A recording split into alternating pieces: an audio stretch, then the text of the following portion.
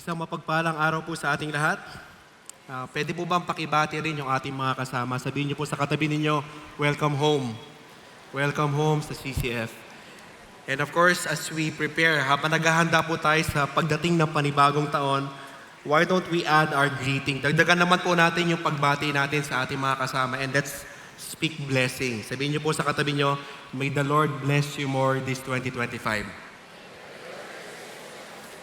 Amen. Pwede po bang papurihan ulit natin ang Panginoon sa kanyang kabutihan, katapatan, and indeed, kaya po natin inabot ang dulo ng taon dahil lang po sa grasya at habag ng Panginoon. I hope lahat po tayo dito nagkaroon ng at least magandang celebration ng ating Pasko na ibahagi po natin ang ating Panginoong Hesukristo sa ating mga kamag-anak, ang dahilan kung bakit siya bumaba. And alam niyo ho, speaking of Christmas or this season, meron po ako sa inyong gustong ikwento.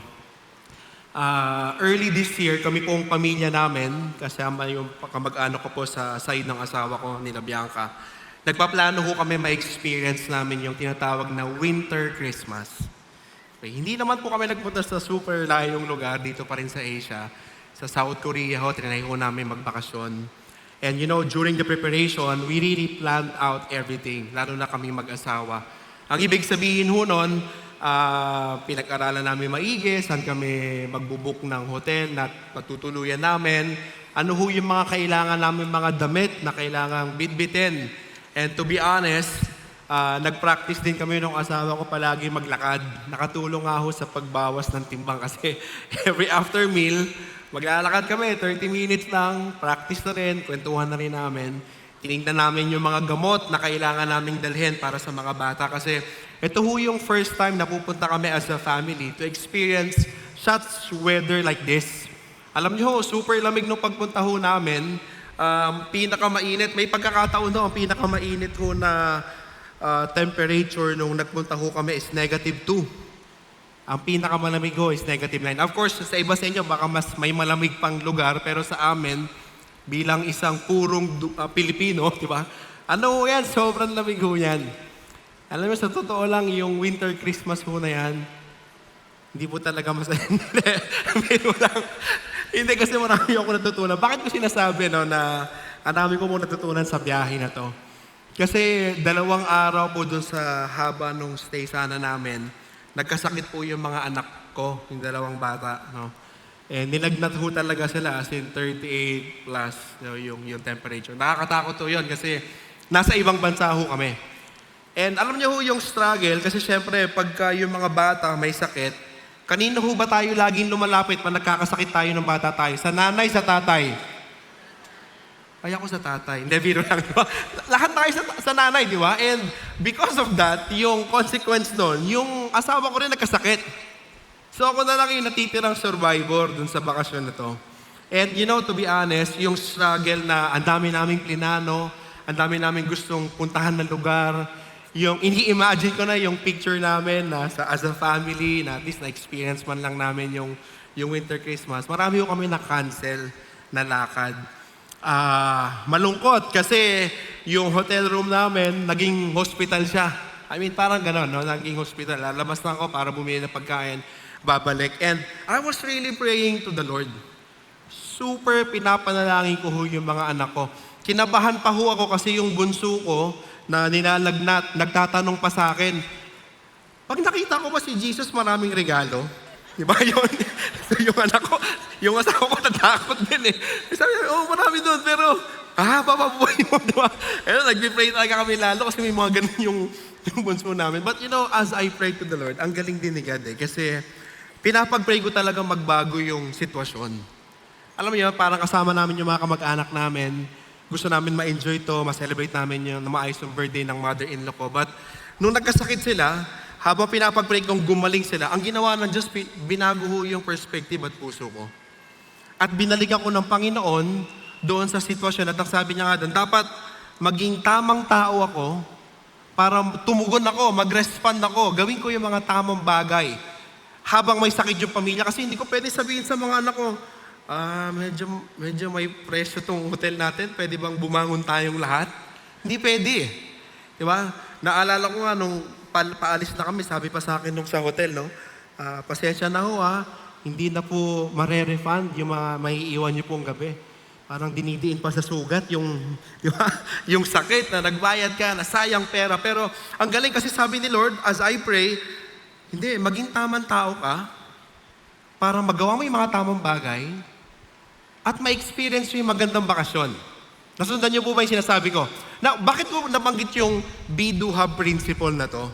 Alam niyo sa atin, itong prinsipyo na to, madalas nakakalimutan ho natin yung importansya nito. Marahil sa inyo, maraming beses na narinig ito, pero simple lang naman ang ibig sabihin nito eh.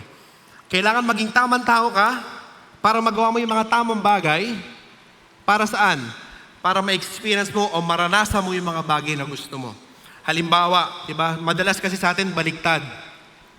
Gusto mo maging gumaling mag-paint. Ang misis ko, watercolor artist siya by God's grace, no? And hindi mo pwedeng sabihin na para maging watercolor artist ka, kailangan meron ka munang artist grade na pintura, magandang brush. Tsaka mo magagawa yung magandang artwork at then magiging magaling ka na artist. Nakukuha ho ba natin? Baliktad eh.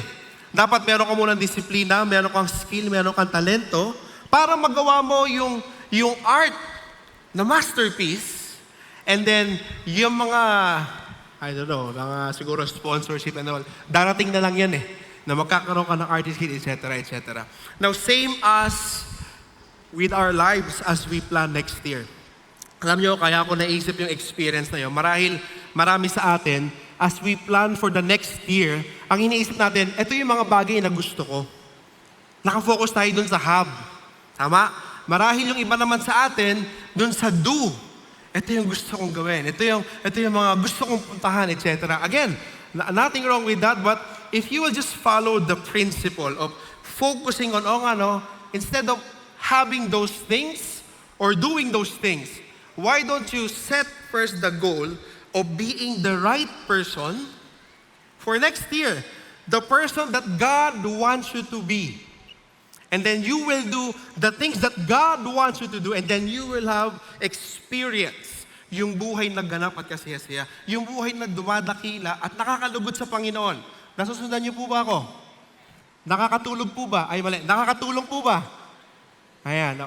So dapat makita natin na, yun pala dapat. Kasi marahil sa atin, di ba, walang masama doon sa mga pinaplano natin. Pero if you want to be the right person, ang tanong ngayon, sa mata ng Diyos, will I be useful next year for the Lord? Or will I be useless for God? Will I be useful for the Lord or will I be useless for God? Sabi ko nga, yung be, do, have principle, ito lang yon.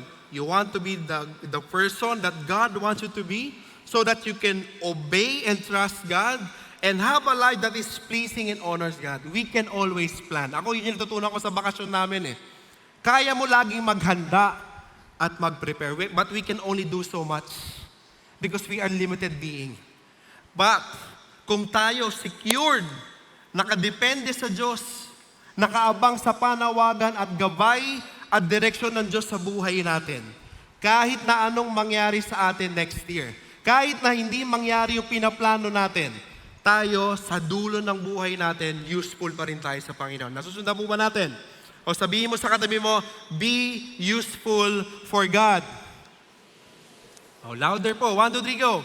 Be useful for God. Why don't we just bow down again our heads, close our eyes, and join our hearts in prayer. Panginoon, maraming salamat po muli sa pagkakataong ito na nagkasama-sama kami, nagtipon-tipon. At totoo, Panginoon, na dahil lang sa grasya at habag mo kung bakit kami nandito. Una sa lahat, patawarin niyo po kami sa aming mga kasalanan, sa mga bagay na hindi po nakakalugod sa inyo. At kung may mali po sa aming puso at isipan, tanggalin niyo po ito. Banal na Espiritu, kami po ay nangungumpisal. At hindi po namin kayang itindihin, lalo na isabuhay ang mga bagay na matututunan namin kung hindi po kayo mangungusap sa amin. So manguna po kayo sa service na ito. Kausapin niyo po kaming lahat at sa dulo na ito, Panginoon, mas makilala ka pa namin, mas sambahin ka pa namin, Jesucristo, at ibigay namin lalo ang buong buhay namin sa iyo lang. Allow us to enjoy this time. In Jesus' name we pray. Amen and amen. So, if you want to be useful for God, sa mensahe natin, meron ka lang kailangan fokusan. If you want to be the right person that God wants you to do, diba? Yung God wants you to be, you must focus on God's calling, yung panawagan sa iyo ng Diyos, yung pangako ng Diyos, at presensya ng Diyos. Now, kung sakali man, but I hope hindi naman tayo ganon, na ayaw mo maging useful sa Panginoon, well, mag-focus ka lang sa sarili mong pamamaraan, sa sarili mong kagustuhan, at doon sa mga bagay na sa tingin mo nagbibigay sa iyo ng seguridad. Then, hindi ka magiging kapakipakinabang sa Panginoon. Ang ganda ng sinabi ni Pastor Marty kahapon pwede mong gawin to at pwede kang maging successful sa buhay. But it doesn't mean successful ka sa buhay, kagamit-gamit ka sa Panginoon. Tama ho ba? Kasi yung pag-aaralan natin, si Jeremiah, yung 2 chapters na nabasa natin kanina, alam po siya, tinawag po siya na wailing prophet. Yun po isa sa mga descriptions sa kanya. And there are a lot of reasons why, but one of which is that matindi talaga yung ministry niya. Mamaya makikita natin as we go along the topic. But sipin nyo na lang yon, for 50 years, you've been serving God, and most of the time, sa haba ng panahon na yun, maraming kontra sa'yo. Masarap po ba yung buhay na laging kinokontra? Mga mister, masarap po ba yon? May mga umiiyak na mister, di ba? Hindi masarap yun. Diba sa mga misis, hindi rin. Ayaw natin yun. And how much more yung ministry? Naglilingkod ka na nga, ang dami pang galit sa'yo. Ang dami pang nangungutya sa'yo. But because Jeremiah, by the grace of God, was able to focus on God's calling, God's promise, and God's presence, he was able to finish well. So tingnan po muna natin yung God's calling. Bakit natin nasabi na importante yung pag-focus ng God's calling kung gusto natin maging kagamit-gamit sa Panginoon. In verse 1, ang sabi ho dito, the words of Jeremiah, the son of Hilkiah, of the priests who were on the Anathoth in the land of Benjamin. Makikita ho natin dito si Jeremiah talaga. By default, nasa linya ho siya ng mga pare. Hindi ho sila sa lahi ng propeta. Actually, wala naman lahi ng propeta sa Bible. But by default, kung susundin niya lang yung ano ba talaga yung nakadesign sa mga tribu ng Israel, makikita natin na pari talaga ang direksyon niya. Yun nga lang, pagkarating ng verse 2 and 3, ang sabi ho dito, to whom the word of the Lord came in the days of Josiah, explaining, kanina nabasa ho na natin to Ito ho yung at least 5 kings talaga yung napaglingkuran. Habang nag-serve si Jeremiah, there were 5 kings. Hindi na po sinama yung dalawa kasi 3 months lang ho sila. But for over 50 years, he was able to serve God, focusing on his calling. Now, anong meron doon sa pag-focus ng calling? Alam niyo ho, as I kept on reading the passage in Jeremiah, paulit-ulit ko, alam niyo, pati prepare ko ng message sa biyaya ho ng Diyos. Ang una kong ginagawa is paulit-ulit ko lang ho siyang binabasa. Wala ho po muna ako ibang tinitingnan, pero paulit-ulit ko lang siyang binabasa. And doon ho sa verse na to, kung saan nakikita po natin yung verse 4, hindi matanggal sa akin yung statement na to, na now the word of the Lord came to me saying. Alam nyo, it's very crucial. It's normal, nung panahon nila, normal ho yan na pagka ang propeta tatawagin o kakausapin ng Diyos. Yan lagi yung statement. Pero para sa akin, yung isa sa mga binibigay ng Diyos sa puso ko is that if you really want to put value, kung gusto mong pahalagahan ang panawagan ng Diyos sa ating lahat, which is, it's personal, and it's an encounter with the Lord, pag natanggap mo yung panawagan na yun. But more than that magical experience, ito yung tanong na gustong ipatanong sa ating lahat Sino muna ang Diyos sa buhay mo? Kasi kung hindi mo talaga kilala ang Diyos na personal, lahat ng sasabihin ko, after ng slide na to, walang bearing yan sa buhay mo. Are you following? Hindi mo yan papahalagahan. It's like there's a random people in this room. Biglang may tumayo dyan at tinawag ka at inutusan ka, you will disregard that person because hindi mo siya kilala Tama ho ba? Wala kang personal na relasyon. Pero sa atin, bilang isang Kristiyano, kung sasagutin mo yung who is God to you, maganda dugtungan mo na rin ang, do you really have a personal relationship with God through Jesus Christ? Kasi iba yung kilala mo ang Diyos dahil relihiyoso ka. Pero iba rin yung kilala mo ang Diyos na naengkwentro mo ang kaligtasan na nagmumula sa Panginoong Hesukristo dahil naintindihan mo kung gaano katindi yung kasalanan na ginawa natin at kung saan tayo patungo. Pero dahil sa grasya at habag ng Diyos, nagkatawang tao, si Kristo na buhay ng perpekto, binayaran ang ating mga kasalanan, napako sa krus, namatay, inilibing. Pagkatapos ng 3 araw na buhay na magmuli at naniwala ka doon dahil sa tulong ng Banal na Espiritu. Kung hindi mo ba siya naiengkwentro, baliwala yung God's calling, God's promises, and God's presence. Alam niyo nga ho, nung iniisip ko tong verse 4, sabi ko kanina, galing ho ako sa preaching sa isang local satellite ho natin. 1996 pa lang, umaattend na ho ako ng CCF. Grade 1. And pumupunta lang ako doon, hindi dahil gusto ko makilala si Lord. Pero pumupunta ako doon kasi sa Sunday school, masarap na nga pagkain. Alam niyo ba yun? Di ba? Lalo na kung deprived ka na nung bata ka, di ba? Doon ka lang makakakain ng mga may pangalang pizza. Doon lang yung may mga magagandang laruan. Pero nung tapos na yung paghabol ko sa pagkain, pumupunta na lang ako sa CCF dahil sabi ng tita ko na nagdala sa amin dito, pag umattend ka ng Sunday, papaaralin kita ng high school. Attend ka talaga. Isipin mo, walang grade requirement. Makaka-attend ka sa CCF, may makakapag-aral ka sa private school. Praise the Lord. Pero ilang araw lang, ilang linggo lang, nawala na ng impact sa akin. Hanggang sa yung ginawa ng tita ko na nagdala sa amin sa CCF, sige, every week, pag nakompleto nyo yung pag-attend, linggo-linggo, ma-attend kayo ng CCF. Sa kina-4 na linggo, sa Mega Mall, manonood kayo ng sine. Lahat na ng patibong ginawa. Pero walang impact eh. But after nung yung youth retreat, na nakikinig ako doon sa nagtuturo, sa pastor, ang pangalan niya, Pastor Danny Orquico. Binabanggit niya yung Father's love. Sabi ko, ibang klaseng pag-ibig yun. Alam ko na yun dati, pero etong moment na to, iba yung impact. As in, nangungusap siya sa akin eh. And at the end of that retreat, binigay ko ang buhay ko sa Panginoon. At ang una ko nakabisadong passage is yung Galatians 2:20. At simula nun, because of His grace and mercy, binigay ko na yung buhay ko sa Kanya. Kaya nga, sa atin mga kapatid, kung gusto mo maging karapat-dapat o yung tao na gusto ng Diyos sa buhay mo, dapat yung mag-umpisa sa personal na relasyon sa Panginoon. Hindi mo na kailangan antayin matapos yung service bago ka mag-decide.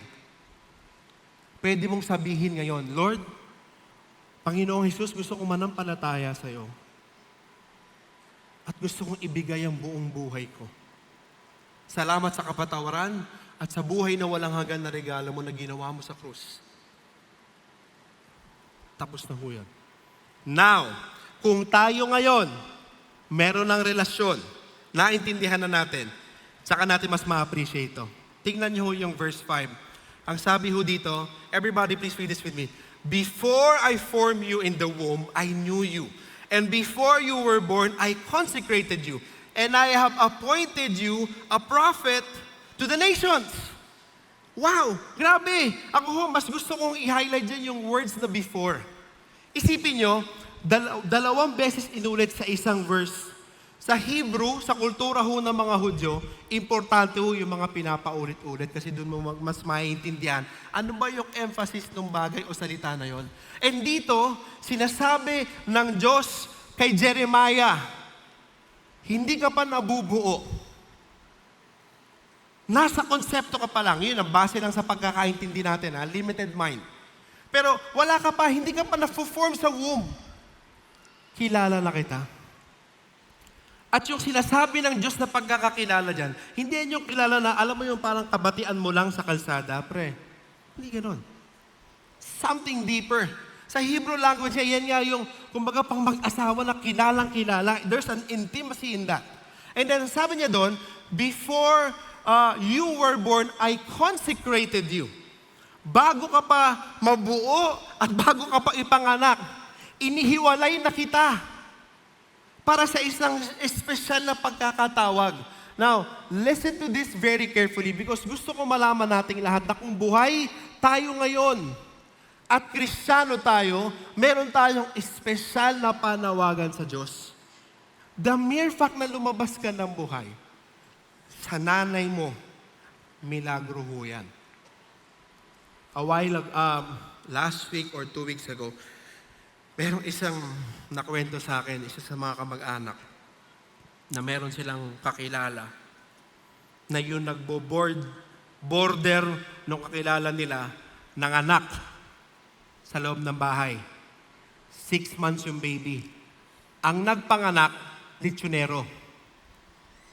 Uulitin ko ho ang nagpanganak, hindi yung midwife, litsonero. Yung may-ari ng paupahan. Kasi walang pangsugod sa ospital eh. Cut the long story short, when I heard the story, whispered a short prayer sa nanay. Dahil yung bata namatay. Napunta sa ospital, hindi na asikaso, walang pera eh. And nung nakita ko yung picture ng bata, alam niyo yung sikat na palangganang itim? Nandun lang nilagay yung bata nung pagkapanganak. Kasi anong may isip ng litsonero? Wala namang pangpanganakang gamit yun, etc.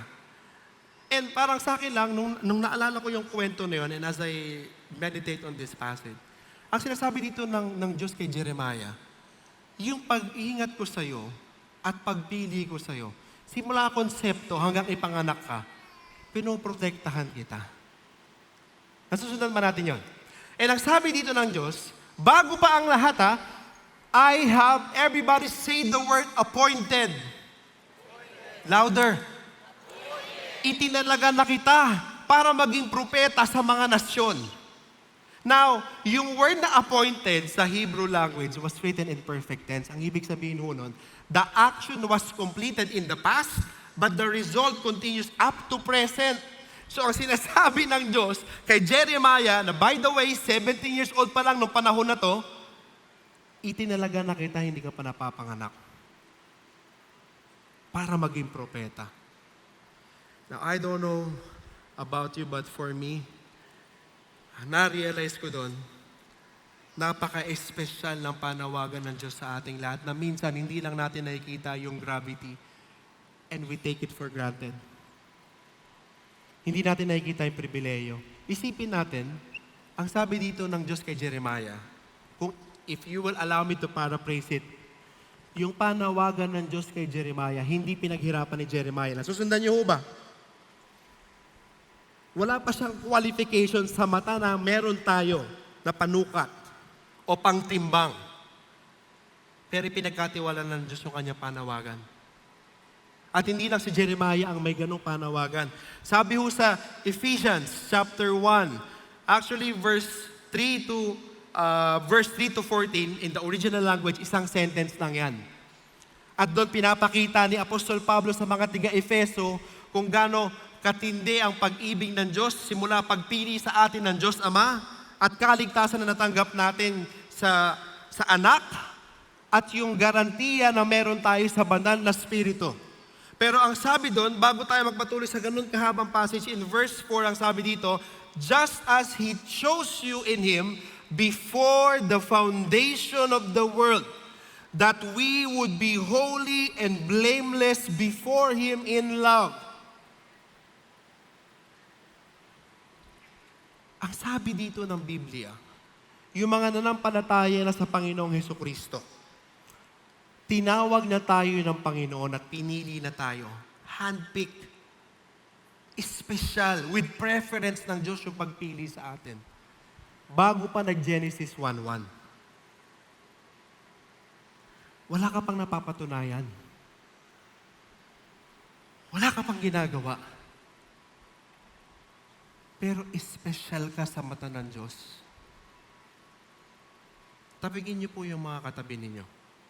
Sabihin niyo sa mga katabi natin, special ang panawagan mo sa Diyos. Bakit special? Kasi hindi siya nakabase sa sarili nating kakayanan. Pero nakabase siya kung sino yung tumawag sa atin. Ano yon, Brother Julius? Ano ba yung mga panawagan na meron tayo? Number 1, makikita natin, lahat po tayo tinawag to be the minister of reconciliation and we are ambassadors for Christ.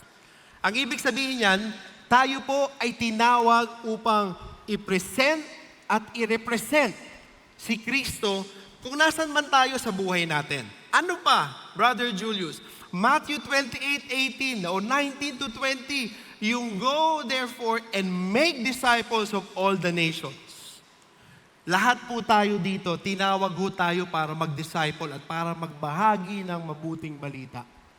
Sabi nga ng isang pastor, we are not saved to sit but to serve. But sometimes, because we do not see the privilege, the value of that calling as a gift that we did not earn, we treat it without, gratitude and honor. But if you realize that yung calling natin ay regalo, hindi pinaghirapan, you will treat it with thankfulness, with honor, and you will not take it for granted. Nasusundan niyo ho ba? Regardless kung sino ka, anumang wala ka o anumang meron ka, anuman yung bagay na hindi mo kayang gawin o ano yung kaya mong gawin, tinawag ka ng Diyos para sa espesyal na panawagan. Yun ay mag-disciple at magbahagi ng mabuting balita. At hindi nagkamali ang Diyos sa pagpili sa'yo. Hindi nagkamali si Lord sa'yo. Sa akin, sa iyo, sir. Sa inyo po, ma'am. Sa atin pong lahat. Yun nga lang, kung tayo naiintindihan natin na ito ay regalo at ito ay hindi natin pinitake for granted, we will be fully devoted to it. Nakukuha niyo ba?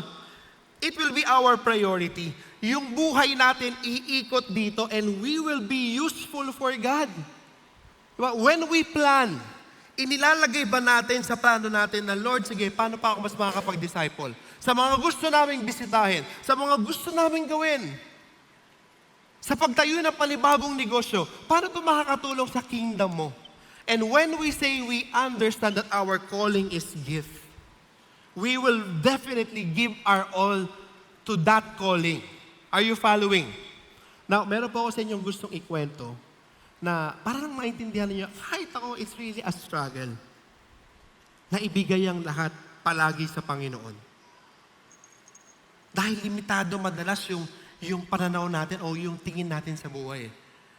Mga 3 days ago, meron nung isang conversation sa team natin, sa mga taga-CCF Kainta. And sabi nila, may kailangan gawin para sa gawain, yun nga lang, kulang ng ganitong amount, X amount. So sabi ko sa team, sige, mag-pray lang tayo para magawa natin yan for the Lord. Ito, totoo ito ha. Habang nagpe-pray ho kami, may natanggap po ako na message, actually email.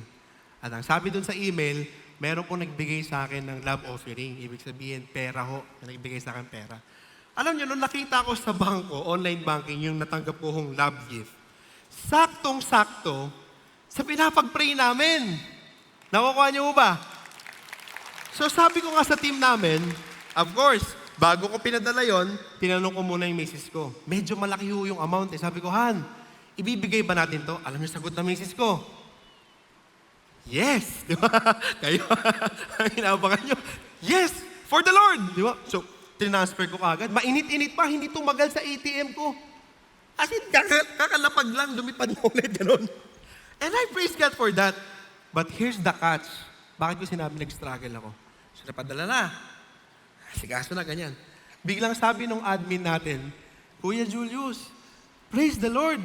Nagbigay ng discount yung magsiservice sa atin. Hindi na kailangan yung nabigay mo, may supply pa tayo sa current na pondo.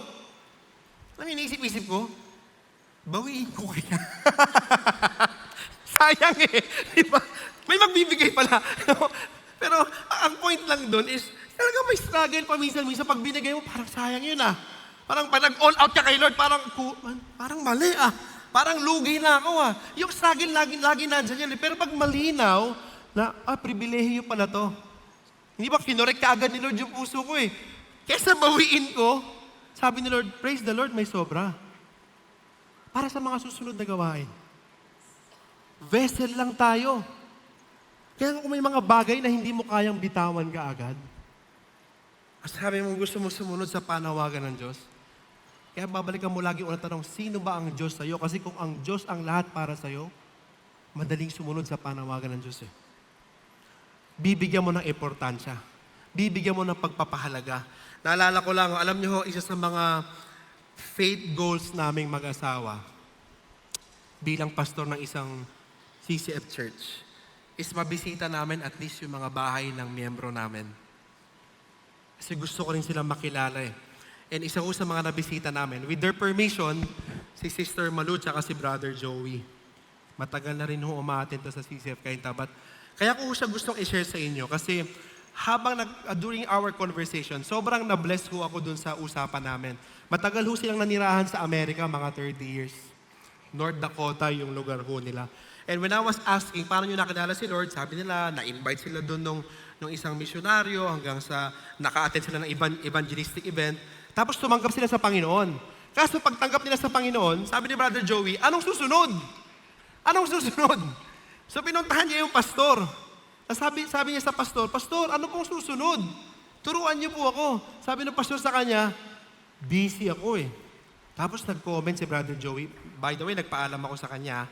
Sabi ni Brother Joey, grabe yung pastor na yon. Sobrang busy, walang panahon sa mga kasama sa church. Sa isip-isip ko, buti na lang, binisita ko sila ngayon. Di ba kasi, buti na dito ako.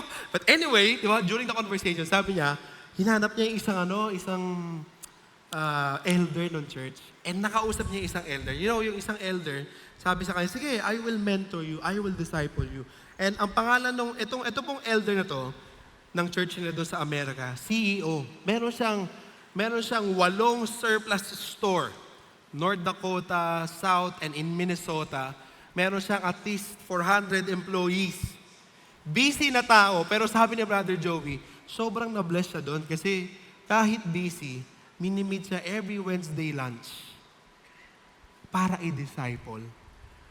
At alam niyo ho, itong tao na to, bukod doon sa willing niya to disciple at pagbibigay ng oras at importansya sa panawagan ng Diyos sa buhay niya, ito ho yung picture nag-disciple, si Bud.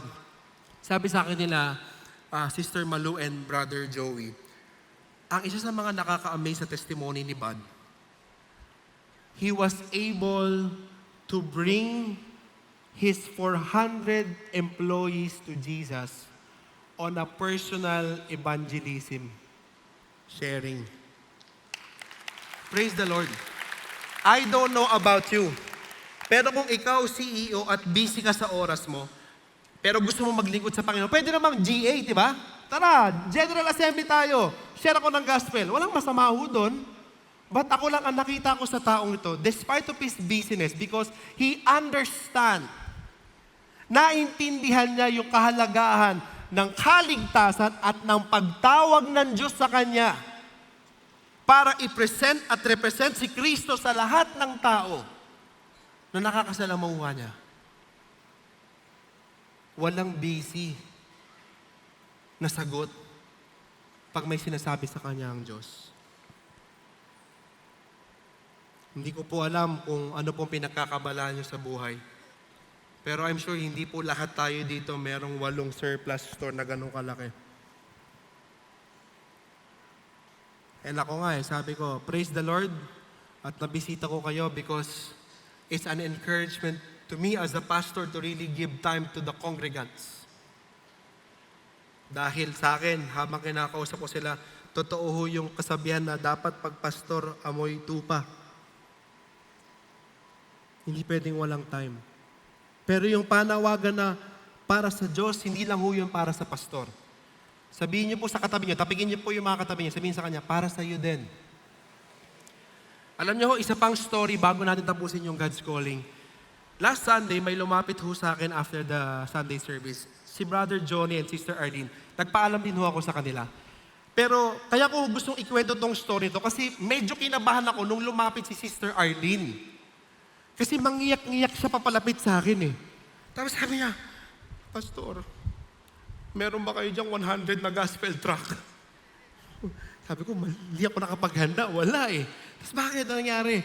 Only to find out, na she was so moved by the message na ang assignment kasi namin, make sure na pag Christmas celebration, lagyan nyo ng gospel duck yung mga regalo o pag may party kayo, gathering, kunin nyo yung opening prayer kahit o pag-prayer lang for the food. Share nyo si Jesus. Share nyo yung gospel. Ganon. Wala naman explain nyo bakit dumating si Lord, bakit natin sineselebrate ito, etc. So siya na-move siya doon. Tapos kinento niya pa sa akin na sa totoo lang, Pastor, ilang araw na akong kinakausap ni Lord na mag-share ng gospel. Dahil kinahapunan ng service, may pupuntahan siyang gathering sa community. Meron siyang posisyon eh. Pero ayaw niya mag-share. To the point na nung umaga na yan, pinaghinalaan niya pa si Brother Johnny na sinabi sa akin ni Brother Johnny yung struggle ni Sister Arlene. Nakuha niyo ba? Parang kala niya sinumuk. Sabi ko, hindi po. Banal na spirito po yung nangusap sa inyo. Hindi po lang po sinabi sa akin si Brother Johnny. And cut the long story short, alam niyo, pag naintindihan mo at na-encounter mo talaga ang pagtawag sa iyo ng Diyos at personal, hindi mo ito pagpapabukas. That same day, wala kaming gospel track, no? Naubusan kami ng stock dahil nga dun sa challenge. Pumunta pa sila dito sa center para sa gabi, ibahagi yung mabuting balita. And praise the Lord, 86 yung nakapakinig ng mabuting balita at ebanghelyo. Kaya nga maganda makita natin na wag na nating antayin yung 2025 January 1 bago mag-share ng gospel. Ang assignment po nating lahat dito ngayon, dahil malinaw, ang sabi doon, bago pa nilikha ang mundo, tinawag na tayo at pinili na ng Panginoon para sa kanyang layunin. Paglabas pa lang ho ng simbahan, dapat ang prayer na natin, Lord, i-lead mo ako sa tao na malilid sa'yo. Huwag yun na ho antayin matapos ang putukan. Dahil espesyal ang pagkatawag sa atin ng Panginoon dahil espesyal tayo sa mata ng Diyos. Sabihin niyo po sa katabi niyo, espesyal ka sa Panginoon. Now, sabihin niyo po ulit, be useful for God.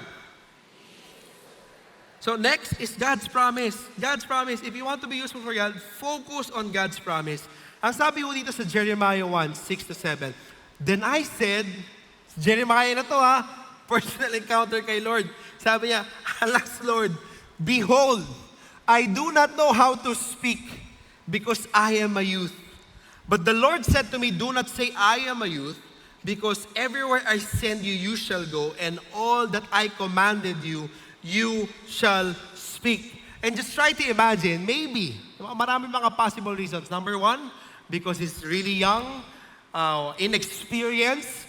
Tapos isipin nyo, ang laki ng calling niya. Ang sabi ni God kanina, I have appointed you to be the prophet for the nations. At ang mensahe ni Jeremiah ay judgment. Isipin mo na lang, 17-year-old boy ka sa Pilipinas. Punta ka sa Malacanang. Example lang ho ito Example lang. Punta ka doon. At nagsisigaw ka doon. Ito mangyayari sa inyo, yung mga nasa loob dyan. Nakakatakot yun. Sa totoo lang. O baka hindi mo alam kung paano sabihin. And it's normal. Na yes, may panawagan ng Diyos sa atin, pero yung struggle, Lord, talaga bang ako? Oo, ikaw talaga. Lord, kaya ko ba? Hindi mo kaya, pero kaya ko sa pamamagitan at paggamit sa'yo. Nasusundan niyo ho ba? Na pagkatingnan nyo nga yung buong book ng Jeremiah, at tingnan natin, ang gaganda ho ng mga pangako ng Diyos. Isipin nyo, ang sabi ho doon, yung presensya ng Panginoon at protection na kay Jeremiah. Hindi siya mag-iisa sa kanyang misyon.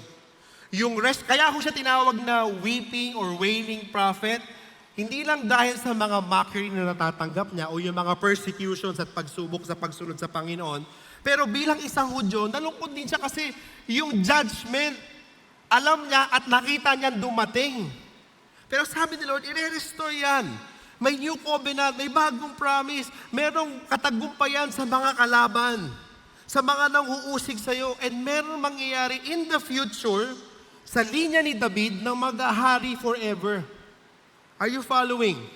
But you know, despite of that promises, si Jeremiah, as limited as he was, kung meron ho kayong Bible, naalala ko lang ho ulit bigla, Jeremiah chapter 20.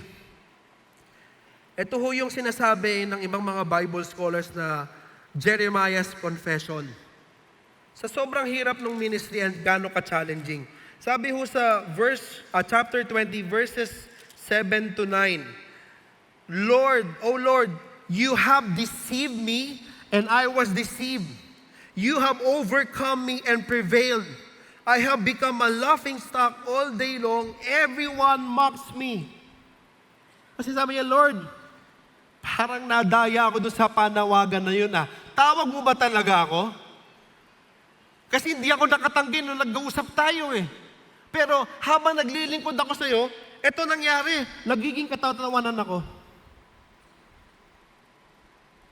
Kinukot siya ako. Sabi nga sa Bible, may mga tao pang gumawa ng kanta para lang kutsain siya. Ibang klase. And sabi niya, for each time I speak, I cry aloud, I proclaim violence and destruction, because for me, the word of the Lord has resulted in reproach and derision all day long. Lord, the more I submit to my husband, the more na pinagkakatawanan ako. Marami yung mga kabataan ngayon na kailangan ma-disciple. Ang dami ko narinig na sinasabi ng mga anak nila sa mga nanay nila na, Ma, too much na yan, magasamit ka palagi. Too much yan. Because of the ideologies na kumakalat ngayon online. At minsan, nagiging katatawanan na tayo sa pagsunod sa Diyos. Nagiging struggle. Ano ang problema? Bakit nagiging struggle? Kanino tayo nakafocus? Si Jeremiah, doon sa confession niya, sa chapter 20, verses 7 to 9, saan siya nakafocus? Ang dami yung I na sinasabi niya ho dito. Pero kagandahan lang dito, sabi sa verse 9, but if I say I will not remember him or speak anymore in his name, then in my heart it becomes like a burning fire, shut up in my bones, and all I am weary of holding it in, and I cannot endure it. There will be struggles when you follow God. Hindi ho totoo na pagka binigay mo ang buhay mo sa Diyos, wala na problema. Sa totoo lang, mas dumadami ho. Diba? Kasi nabubuksan na isipan natin sa tama at mali. May tinatawag na spiritual warfare. Ang sistema, habang inaantay natin ang pagbalik ng Panginoon, paggrabe ng paggrabe at palala ng palala.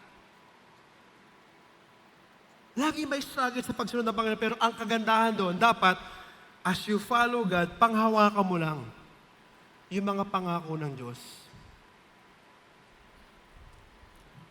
Hindi ko po alam kung nasan kayo ngayon sa buhay ninyo.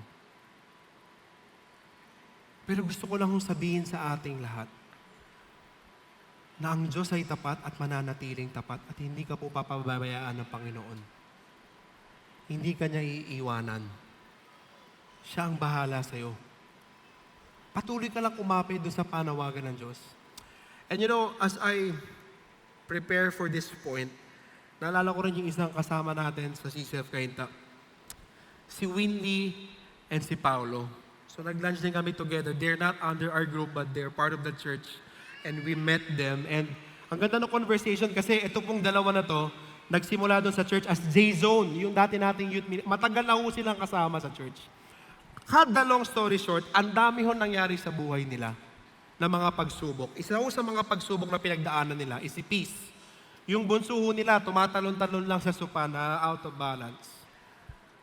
Inoperahan no, nagkaroon ng head surgery.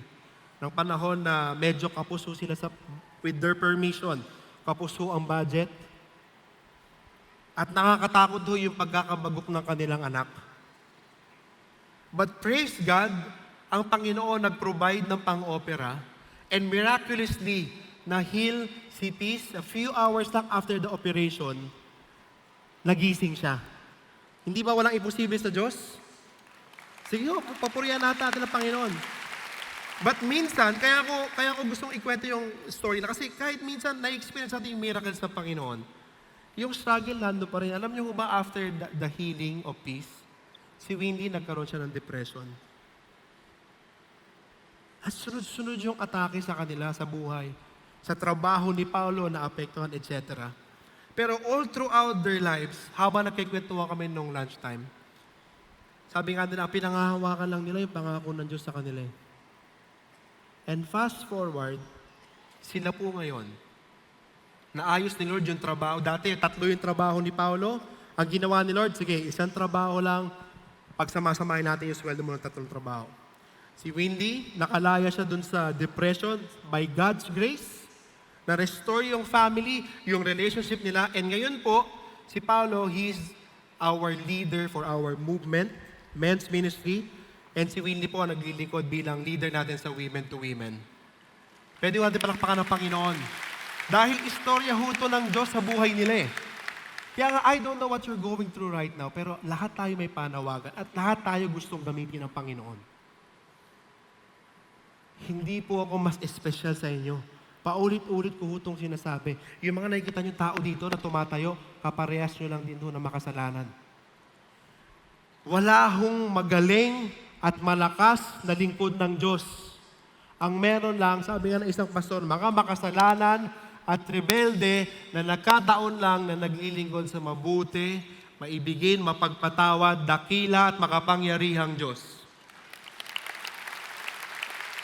Kaya take heart. Huwag mo isipin, Lord, eto ako hindi. Balikan mo yung promise ng Panginoon. Habit ka doon. Dahil lang Panginoon ay tapat. And sabi ko, trinay ko lang tignan eh. Ano ba yung mga counterpart ng promises ni Lord kay Jeremiah sa New Testament? Meron din. Hindi tayo iiwan ng Panginoon. There will be restoration and hope. May katapusan ng lahat ng pagsubok dito. Pwede kang magbago. Walang kasalanan ang hindi pwedeng patawarin ng Diyos. Kung sinasabi mo ngayon, bago ka pumunta dito, ayaw mo sana pumunta. Sinasabi mo sa nag-invite sa'yo, hindi na ako pupunta niya, wala akong pag-asa. Sabi sa 2 Corinthians 5:17, if anyone is in Christ, he is a new creation. The old has gone, the new has come. Merong pag-asa. Merong katagumpayan laban sa kasalanan, sa kamatayan, sa kaaway, sa spiritual persecution, fear, and anxiety, and at the end of it all, kung nananampalataya ka sa Panginoon, kasama mo ang Diyos, magpawalang hanggan. Kaya nga, as we look at God's promise, dapat ang focus natin, hindi lang yung statement eh. Pero sino ba yung nagbigay ng pangako? Sino ba yung garantor? Yun po ang Diyos na naglikha ng lahat, ang Diyos na tumawag sa iyo, at ang Diyos na namatay para bayaran ang ating mga kasalanan. Kung nabigay na ng Diyos ang lahat, sabi sa Romans, ano pang hindi niya pwedeng ibigay? Kapit ka sa pangako ng Diyos. Dahil ang Diyos ay tapat at mananatiling tapat. Sabihin niyo po sa katabi niyo, be useful for God. Last is God's presence. Dito po sa portion na to. God's presence. So in Jeremiah 1:8-9, sabi nun, do not be afraid of them, for I am with you to deliver you, declares the Lord. Then the Lord stretched out His hand and touched my mouth. And the Lord said to me, behold, I have put my words into your mouth. See, I have appointed you this day over the nations and over the kingdoms. What is the message? To pluck up and to break down, to destroy and to overthrow, to build and to plant. That's the message by God in His life. Hirap po bitawan yan. Ang hirap banggitin. Kaya nga, di ba, wailing prophet, maraming beses na pinakulong, minak, etc., etc. And yet, because he is living in God's presence, he knows the Lord's promise or promises, at malinaw ang panawagan ng Diyos sa kanya, nagpatuloy at nagtapos ng maayos. Alam niyo, isa pang story ang gusto kong ibahagi sa inyo.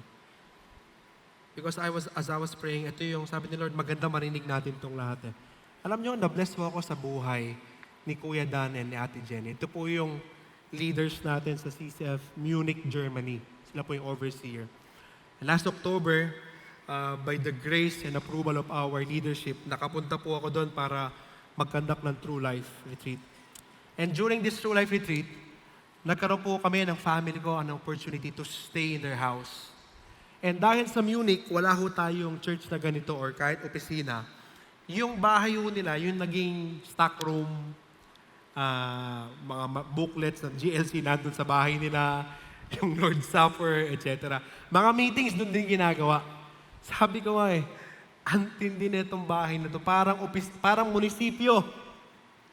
Daming tao talaga pumapasok, pumunta, kukuha ng gamit. Sabi pa nga niya sa akin, may mga pagkakataon pa na may mga pupunta sa bahay nila with their permission na kahit wala sila para lang kunin yung ibang gamit para sa church dahil may gawain. Nasusundan niyo ho ba? So ako, amazed na amazed ako. Sabi ko, Lord, thank you kasi na-meet ko sila bago ko mag-lead ng CCF Kainta. Kasi nakita ko rin yung isang talagang servant, lingkod mo, na nagkatrabaho sila parehas, si Kuya Dan, ECE, si Ate Jen, IT manager sa isang car company sa Germany. And lahat silang both professionals, mga bata nag-aaral, and yet, all out sila sa paglingkod. All out sila sa pagbigay sa Panginoon. But, here's the thing. Ito yung kumbaga, left hook para sa akin sa bisita na to. Yung last dinner namin in their house, bago po ako magpunta sa isang lugar para din mag-ministry, sabi sa amin ni Kuya Dan, pag-pray niyo ako kailangan ko ng special prayer. And I was just thinking, maybe it's about the church or about a ministry or a person. Pero sabi niya, pag-pray niyo kasi last August ng 2024, nakatanggap ako ng letter from the company na na-lay off ako. At hanggang next month na ako mag-work. Alam niyo, it was a devastating news for them and of course for me. Kasi sabi ko, parang hindi ko mapagtagpo yung kung gaano sila ka-all out sa Panginoon na hindi ko man lang naramdaman na meron silang gano'ng pinagdadaanan. Susundan niyo ba siya sabi ko? Sa ibang bansa pa nagtrabaho ka at pag nawala ka ng trabaho, ang kasama doon yung passport mo Tama ho ba? Pero sila, all throughout those days that we're serving, even nung August na tumira din sila sa bahay namin, nakausap, ang saya Hindi ko nabalitaan yung ganun. And all out sila, di ba? Hindi ba pag ikaw mawawala ka na ng trabaho, hindi ba wise, or ano ba, hindi wise yung tamang word hindi ba practical, na medyo maghigpit ng sinturon? Sila, kada may bisita doon, labas ng labas, kung ano pwedeng ilabas Sige lang, serve lang, dito lang, tara lang. First sa church, pag may gawain, last, naaalis sa simbahan, tumutulong sa setup, etc., etc. Sabi ko, ibang klase to. Sabi ko, a hero in faith. Kasi, pag na-realize mo talaga yung importansya na naglalakad ka sa presensya ng Diyos, kahit anong tumamang bagyo sa'yo, may kagalakan ka pa rin at patuloy ka nagpapasalamat sa Diyos. Tama mo ba? Ibinibigay mo pa rin yung best mo dahil alam mo naglilingkod ka para sa Diyos at ang buhay mo para sa Diyos lang. Alam niyo yung comment sa kanya nung boss niya na German? Kasi siya yung kaya siya na-lay off, siya yung huling pumasok Hindi naman dahil hindi siya magaling sa work Pero sabi sa kanya nung boss niya, ibang klase siya. Na kahit na natanggap niya na yung pagiging malilay off siya ng November, since August hanggang last day, he was serving with joy and with excellence. Hindi dahil gusto niyang ma-reverse, pero dahil naglalakad siya sa presensya ng Diyos at alam niya, importante yung pinapapurihan palagi ang Diyos sa buhay natin. Kaya maganda, no? When we walk in God's presence, we have more than enough to fulfill His calling in our lives. Sa mga pagkakataon na nananalangin tayo ng sobrang tindi dahil sa bigat ng mga nararanasan at pagsubok natin sa buhay. Pag pumasok ka na sa presensya ng Diyos, parang ibabaliwala mo lahat At sasabihin mo sa Panginoon, Lord, pwede bang dito na lang? Pwede bang huwag matapos to? Sabihin po natin sa katabi natin, be useful for God. Bago ho tayo matapos, hindi ho natin pwedeng i-skip yung kinumpare natin kanina. Kasi katulad na pagiging sovereign ni God, sabi nga niya kanina, di ba, pinili na kita Kay Jeremiah at saka sa atin, bago pa nalikha ang lahat. Pero si Lord, meron din siyang inaalaw sa atin na human responsibility. And at the end of the day, pwede ka pa rin mag-no. Ang problema lang, when you say no, these are the things that will happen to you. When you say no, you will focus on your way, your will, and the idols that you are thinking, that you think that can give you the security and satisfaction. But all are false security and false satisfaction. Bakit ko nasabi? Pagtalo ng chapter 13, mabilis lang ho ito. Ang sabi dito ni Lord kay Jeremiah, kuha ka ng linen waistband, isuot mo sa waist mo. Usually ho, ang mga propeta in the Old Testament, gumagamit ng object para mag-convey ng message. Halimbawa ho, si Isaiah, sa chapter 20, makikita ho natin, ininstrukan siya ni God to walk barefoot and naked as a sign of shame and captivity na mangyayari sa mga tao ng Diyos. Ano pa? Kay Hosea, isipin niyo ito si Hosea, ang sabi doon, Hosea married Gomer, an unfaithful wife, as a representation of Israel's unfaithfulness to God. Ang hirap maging propeta na ganun, ha? Di ba? O sige, mag-asawa ka na unfaithful para maintindihan ng lahat. So dito kay Jeremiah, ang ginawa ni God, sige, kuha ka ng linen, tali mo sa bewang mo. Usually, ayan pong linen na yan po yung ginagamit ng mga priests na nagsiserve sa sanctuary. Ang sabi dito ni Lord, take the waistband that you have bought, which is around your waist. Arise and go to Euphrates and hide it there in the crevice of the rock. Yung pag-itan ng mga bato. So I went and hid it by the Euphrates as the Lord had commanded me. Now, listen to me very carefully. What's the symbol of that? Alam niyo yung linen, it symbolizes the purity of God's people that is clinging to God. And as they cling to God, nakikita natin mamaya sa verse 11, it shows their position and privilege to God. That's their display of God's holiness and purity. And yet, because of their idolatries and wicked ways, ito ang ginagawa nila. Para silang waistband na tinago sa dumi at kinuha ulit pero hindi na mapapakinabangan. Sabi dito, arise, kunin mo yon, balikan mo, and lo, the waistband was ruined. It was totally, everybody say the word, worthless. Louder. Worthless. Walang silbi. Walang pakinabang. Then the word of the Lord came to me saying, thus says the Lord, just so will I destroy the pride of Judah and the great pride of Jerusalem. Kung paano nyo nakita na nasira yung linen, kung paano nyo sinira yung purity and holiness na gusto ko sanang bitbitin ninyo sa buhay ninyo. Because of your pride, your judgment will be humiliation. Merong palong paparating. And ang sabi ho doon, bakit? In-explain ni God, these wicked people who refuse to listen to my words, who walk in stubbornness in their hearts, and have gone after gods to serve them and to bow down to them.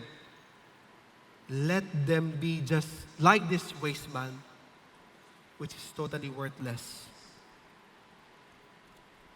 For as the waistband cling to the waist of a man, so I made the whole household of Israel and the whole household of Judah cling to me, declares the Lord, that they might be for me a people for renown, for praise, and for glory, but they did not listen. It's not by accident why the Lord allowed us to hear this message as we prepare for 2025. But just like in the Bible, malinaw na tinawag tayo, God is sovereign, He prepared everything for us, and yet meron tayong desisyon na kailangan gawin. Sa mga tao sa wilderness, sabi sa kanila, choose life. Dalawa lang, pag pinili mo ang Diyos, buhay na ganap at kasiyasiya. Pag pinili mo ang sarili mong diskarte, sarili mong kagustuhan, o yung mga idols na meron dito sa mundo na ito, hindi ho buhay ang mararanasan ba't sumpa. we have two options as we enter 2025. At ang panalangin ko sa ating lahat na nandito ngayon, piliin po natin yung maging useful sa Panginoon. Sabi ko kanina, importante na kilala mo kung sino ang Diyos. At dapat may personal na relasyon ka sa Panginoon. Dahil doon mag-uumpisa lahat eh. And just like Paul, yung sinabi kong passage na ginamit sa akin ng Panginoon by His grace and mercy. It's a good reminder na we can only focus on His calling, on His promise, and to stay in His presence the moment Christ lives in us. Yun lang yun eh. Bakit ka tutugon? Bakit ka magpapagal? Bakit ka magtatapos hanggang wakas? Bakit ka magiging good and faithful servant? It's because of His grace, which is in Christ living in you. Bakit? Dahil pag walang Kristo sa buhay, walang silbi ang buhay. Pag wala si Kristo sa buhay, walang silbi ang lahat. And as we end, let me just call our dear brother, Paul Esguera, to testify about the goodness of God in his life. Palakpakan po natin ang Diyos sa buhay ni Brother Paul.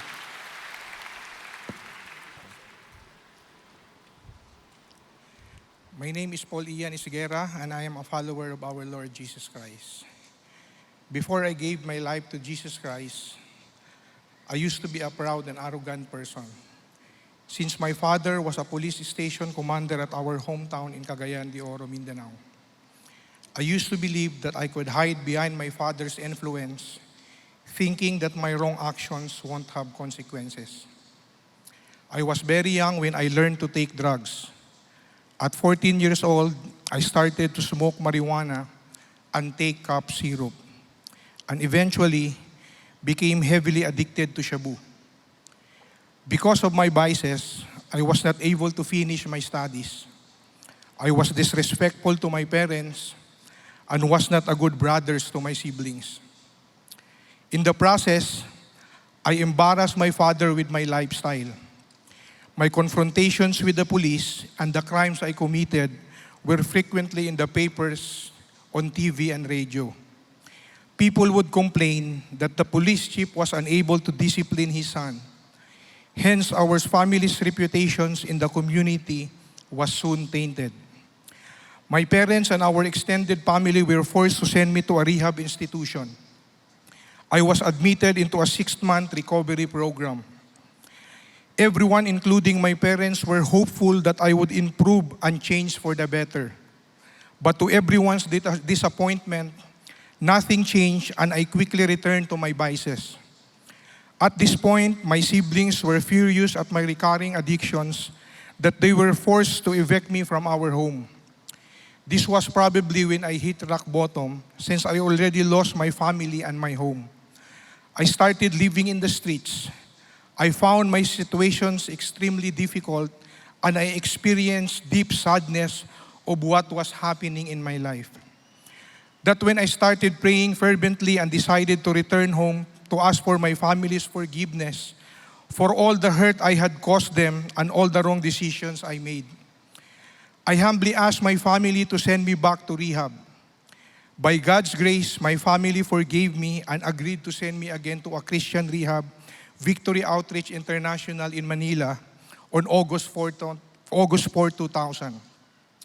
That day, I accepted Jesus Christ as my personal Lord and Savior.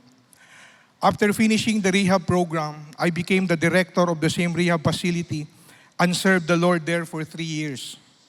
After which, I was also sent to Indonesia for 2 years as one of their missionary delegates to help in the different church ministries, and also serve as a worker in the rehab center.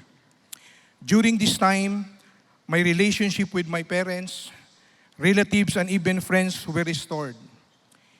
Everything made a turn for the better since I surrendered my life to Christ and followed Him.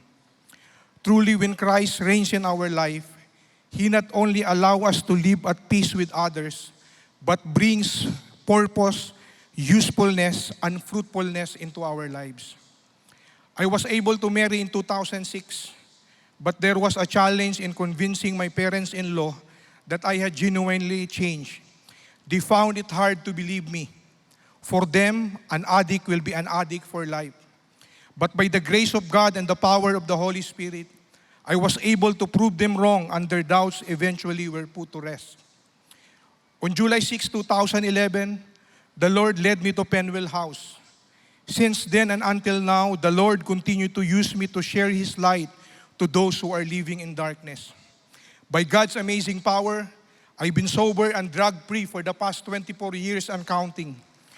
And only because we have a God who is able to transform a once useless drug dependent like me from the inside out.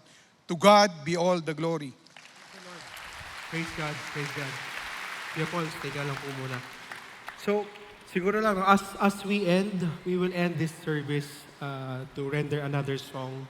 And my prayer is as the worship team ushers us and lead us in this song, maging commitment natin na, Lord, may you please really use me. Just like the testimony of Kuya Paul, ito ata yung third time ko na narinig yung testimony niya. Ang message lang simple. Kung ikaw nadiktahan ka na ng mundo, ng kapamilya mo, o yung dating church na inaatenda mo at sinabing, hindi ka na pwede magamit ng Diyos dahil nagkamali ka minsan sa buhay mo. Ang sinasabi po sa atin ng Panginoon ngayong hapon, na hindi po nauubos ang grasya at habag ng Panginoon at wala hong makasalanan na pwede makatakas sa kanyang grasya at pag-ibig. Tayo po tayong lahat. Pag-pray po natin si Brother Paul at i-close po natin ang ating worship service. Panginoon, maraming salamat muli sa buhay na pinagkaloob niyo po sa amin. Sa panawagan, sa pribilehiyo, sa grasya, na pinagkatiwala mo po, Panginoon, ang pangalan mo na bitbitin namin. Sa kabila ng pagiging makasalanan, sa kabila ng aming mga pagkukulang sa buhay, lagi mong pinapakita, Panginoon, na ang pag-ibig mo ay sapat at sa iyo, Panginoon, kami po ay buo. Salamat, Panginoon, sa buhay na ginamit mo, especially kay Kuya Paul, kung paano mo siya inayos, ni-restore, hindi lang sa kanyang bisyo, but even, Lord, sa kanyang pamilya, at kung paano mo siya ginagamit ngayon para makatulong din sa ibang tao na makalaya, Lord, sa kanilang mga bisyo, Panginoon. Patuloy mo po siyang pagpalain, ang kanyang pamilya. Protektahan niyo po siya sa pride at sa ibang mga bagay na pwede mapagpalayo, Panginoon, sa kanya sa inyo. Patuloy mo siyang gamitin all for your glory. And I pray for all of us, Lord, may you really speak in our hearts. As we prepared our hearts and minds kanina, habang nakikinig kami ng mensahe, Lord, may you please also bless your anointing sa worship team namin. Na as they lead us in the song of commitment, may it really be true in our hearts. Na wala kaming ibang ide-desire, Panginoon, at nanaisin, kundi ang magamit mo lang palagi buong buhay namin, Panginoon. Muli, pinupuri ka namin. Pinapasalamatan, dinadakila sa matamis na pangalan ni Jesus. Amen and amen. Maraming salamat po. Pagpalain po tayong lahat. Happy New Year po.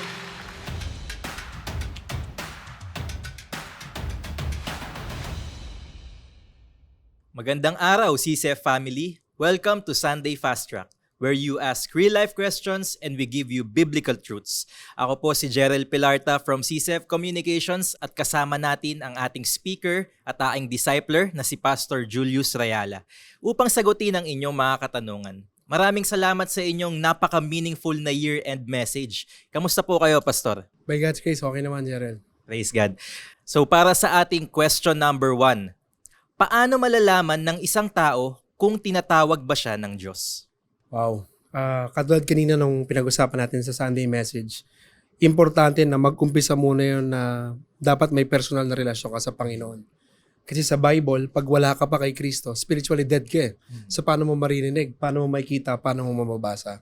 And nakagandahan doon sa pagkakaroon ng personal na relasyon sa Panginoon, in His providence, sometimes may mga makikita tayo, marinig tayong testimonies na hindi natin pwedeng i-deny kasi nangyari sa kanila. May mga pinag-pray sila na simbolo o mga bagay na nakikita nakikita nila at nangyayari yun. At nalilid sila dun sa kalooban at pagtawag ng Panginoon. But if you will also consider yung bigat ng Biblia, makikita mo rin doon na sinasabi rin ng Biblia, number 1, it also starts from the desire.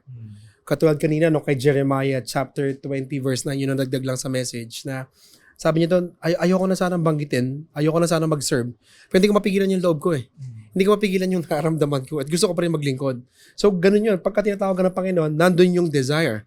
Of course, yung Bible, importante rin. Basta sa 2 Timothy 3:16 to 17, nandun lahat eh. Sufficient ang Bible para ma-equip, ma-train ng isang tagapakasunod ni Kristo para sa lahat ng gawain para sa Panginoon. So maganda rin na bukod sa feelings and sa mga signs na nakikita natin, guided tayo ng Bible. And when you talk about Bible, ang magandang pang filter naman doon, eto bang gagawin na to o gusto kong gawin? Mamahalin ko ba lalo ang Panginoon? O mapapalapit ba lalo yung ibang tao sa paligid na to? Sa paligid ko para mahalin pa lalo ang Panginoon. Yung mga people in authority rin. Importante rin yan. Romans, nakasulat. Hebrews 13:17. Kahit sa 1 Peter, ang role ng mga people in authority, ginagamit din yan ng Diyos para maging guide natin. Whether discipline or direksyon ng buhay. So, nandyan yung magulang, nandyan yung small group leader, pastor, etc. And siguro maganda rin makita natin yung last two is circumstances. Romans 8:28, all things work together for good. Sa pagtawag ng Diyos, pwede ka, sabi nga ng isang pastor, pwede kang tumakbo, pero hindi ka makakatakas. And mako-corner ka eh. Dahil ang Panginoon sovereign eh. Siguro yung last doon, yung kailangan, it would really bring glory for the Lord. Lahat naman ng nasa Bible, yung bearing much fruit sa John 15, it's for God's glory. When you choose life, when you katulad ng linen cloth, diba? It's for God's glory. Hindi naman binabati lang yung linen na nasa waistline, pero yung mismong nakasuot nun eh, which is ang nagre-represent nun, si God. So parang sa atin, pag ginamit mo yung mga pang-filter na yun, maganda makita natin, okay, ito pala yun. Hindi pa pwedeng isa lang, lalo na yung mga sign lang kasi medyo delikado pag ganun lang yung ginawa natin. Praise God. Napakagandang sagot po nun, Pastor. Para sa ating question number 2, ano kaya ang dapat isipin ng isang Kristiyano kapag nangangamba siya sa kanyang kakayahang sumunod sa tawag ng Diyos?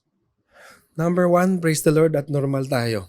Lahat yun nakakaranas ng pangangamba. Kasi natural sa isang tao na mag-focus sa sarili. Kaya nga isa sa mga kasalanan natin yung pride eh. We are too focused on our self-image. Kaya nalilimitahan tayo. Pero kagandahan lang doon, maganda rin ma-realize natin na ang kalakasan at pagkilos ng Diyos, hindi yun nakadepende sa atin, pero nakadepende sa kakayahan at kapangyarihan niya. And katulad niya nung isang na-share ko kanina, narinig ko lang din sa isang pastor, na sa totoo lang, wala namang special na Kristiyano, special na preacher, o special na misyonaryo, o even small group leader. Lahat tayo makasalanan, lahat tayo may limitasyon, lahat tayo may pagkukulang, pero praise the Lord dahil naglilingkod tayo sa pinaglilingkuran natin ng makapangyarihang Diyos na nagsusustain sa atin at gumagamit sa atin para din sa kadakilaan niya. Talagang dependence lang sa Panginoon natin. Praise God. At para sa ating last question, Pastor Julius, sa anong paraan kaya natin maipapakita ang pagtitiwala sa mga pangako ng Diyos sa araw-araw nating pamumuhay? In everything, give thanks. Number 1. Di ba?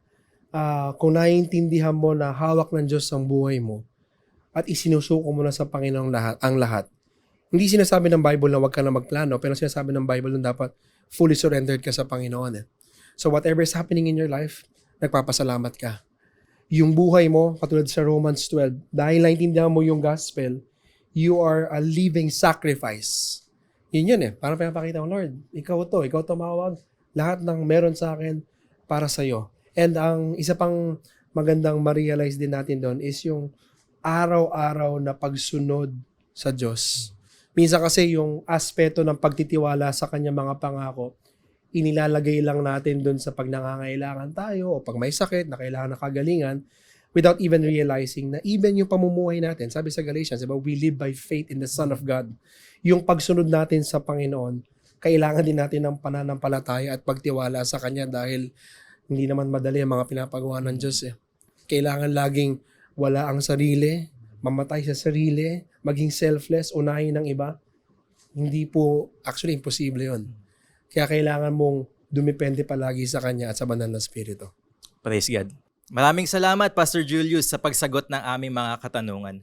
At magsisimula na naman po ang bagong taon, 2025. At muli ay sisimulan natin ito sa paglapit sa Panginoon sa panalangin. Sa January 6 to 11 ay magaganap ang ating prayer and fasting na pinamagatang Pray to the God of Love and Truth. Tayo magsama-sama gabi-gabi tuwing 7:30 p.m. dito sa CCF Center o sa CCF Satellite na malapit sa inyo.